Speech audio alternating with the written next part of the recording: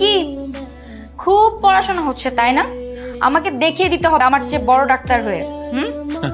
তোমাকে দেখায় দেওয়ার কি আছে, আমি অবশ্যই হব। সাব্বাস, এই না হলে কথার মতো কথা।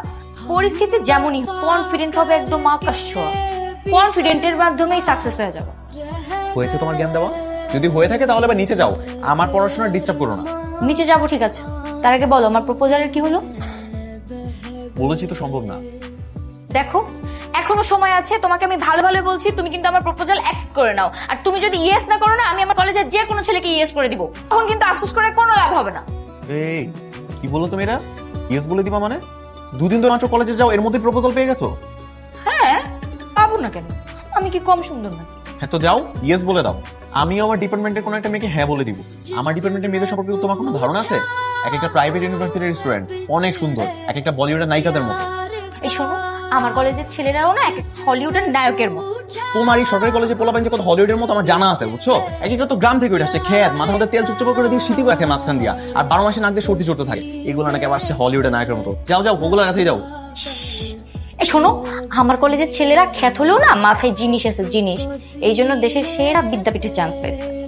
এই তুমি এটা দিয়ে কি বুঝতে চাইলা? আমার মাথার মধ্যে কোনো কিছু নাই। ঠিক এই কারণেই না তোমাকে আমি এখন পর্যন্ত অ্যাকসেপ্ট করি, বুঝছো? করবো না। তুমি তোমার ওই হলিউডের নায়কদের কাছে যাও, আমার কাছে এসো না, ওদেরকে নিয়ে সুখে থাকো। ঠিক আছে, আমি করে দেবো ইয়েস। এবার তুমি শুধু দেখো আমি কি করি।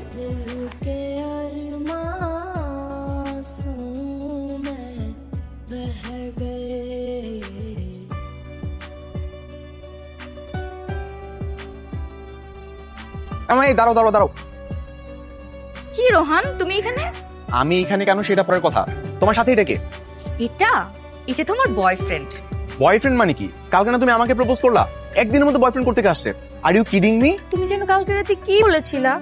আমার মেডিকেলের ছেলেরা খ্যাত, তারা মাথায় তেল দিয়ে ঘোরে, নাক দিয়ে সর্দি বের হয়। এই যে দেখো, স্যাম্পল নিয়ে ঘুরছি। তুমি রিক্সা থেকে নামো, আমার সাথে বাইকে চলো। কখনো না, আমি আগে বয়ফ্রেন্ড বানাবো, তারপর তার সাথে ঘুরবো। তোমার বাইকে কেন যাবো আমি? বয়ফ্রেন্ডের বাইকে চড়লে আমি কে? আমি তোমার বয়ফ্রেন্ড না? কালকে প্রপোজ করো না, প্রপোজ অ্যাকসেপ্টেড। এবার আসো। ফাতেমা, এগুলো কি হচ্ছে? যা চেয়েছিলাম তাই হচ্ছে। আমি তো জানতাম আমাকে ভালোবাসে, কিন্তু ভগ ধরেছিল, শিকড় ছিল না। এই জন্য তোমাকে নিয়ে একটু ঘুরে ওর বুকে জ্বালাটা বাড়াই দিছি। অনেক জ্বালা পারাইছো, এবার নামো। বুঝতে পারছি। যাও যাও, পিছু তো।